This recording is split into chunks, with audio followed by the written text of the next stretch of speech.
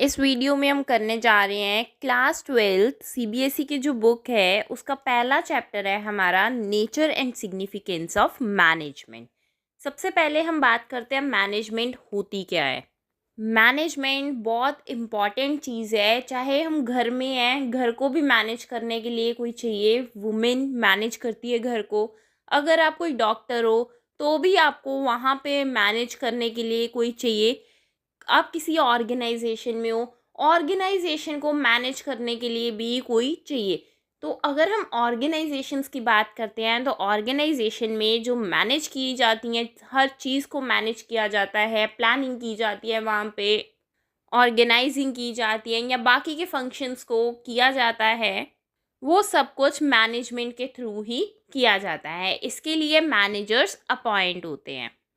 अगर हम modern concept के अकॉर्डिंगली देखते हैं तो management is a process of getting things done with the aim of achieving goals effectively and efficiently.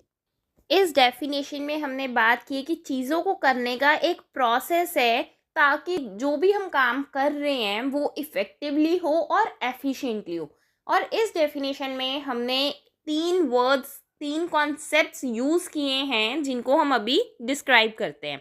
सबसे पहले है प्रोसेस।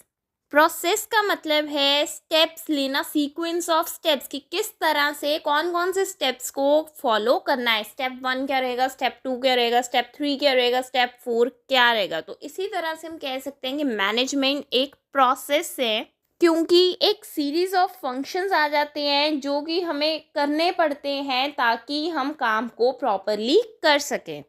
जैसे हम कहते हैं सबसे पहले प्लानिंग होती है, फिर नंबर 2 पे ऑर्गेनाइजिंग होती है, नंबर 3 पे स्टाफिंग का फंक्शन आ जाता है, नंबर 4 पे डायरेक्टिंग आ जाता है, नंबर 5 पे कंट्रोलिंग आ जाता है और कोऑर्डिनेशन जो है वो भी इसका बड़ा इंपॉर्टेंट पार्ट है। नेक्स्ट हम बात करते हैं इफ़ेक्टिवनेस।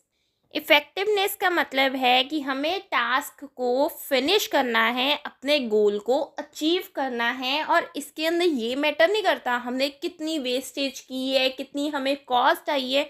हम इन चीज़ों को नहीं देखते हैं। सिर्फ हमारा जो मेन एम है वो यही रहता है कि हमारा जो टास्क है वो टाइम पे कंप्लीट हो जाना चाहिए। नेक्स्ट हम बात करते हैं एफिशिएंसी की। अब एफिशिएंसी में हम बात करते हैं कि टाइम पे काम भी हो जाए और चीज़ों की वेस्टेज भी ना हो, हर चीज़ को प्रॉपरली यूटिलाइज किया जाए। नेक्स्ट पॉइंट हम बात करते हैं relation between efficiency and effectiveness. अब इफ़ेक्टिवनेस और एफिशिएंसी दोनों ही बहुत ज़्यादा इम्पॉर्टेंट है, दोनों ही इक्वली इम्पॉर्टेंट है किसी भी ऑर्गेनाइजेशन के लिए, क्योंकि काम अगर टाइम पे हो रहा है लेकिन हम यूटिलाइज नहीं कर पा रहे रिसोर्सेज को बहुत ज़्यादा वेस्ट कर रहे हैं, कॉस्ट बहुत ज़्यादा आ रही है, तो फिर भी हमें इतना फ़ायदा नहीं हो पाएगा, एक ऑर्गेनाइजेशन को इतना फ़ायदा नहीं हो पाएगा। अगर हम दूसरी बात करते हैं, हम रिसोर्सेज को तो प्रॉपरली यूटिलाइज कर लेते हैं लेकिन काम जो है वो टाइम पे नहीं हो पाता, तो भी ऑर्गेनाइजेशन के गोल्स अचीव नहीं हो पाएंगे। इसीलिए कहते हैं कि इफ़ेक्टिवनेस और एफिशिएंसी दोनों इक्वली इम्पॉर्टेंट है एक ऑर्गेनाइजेशन के लिए।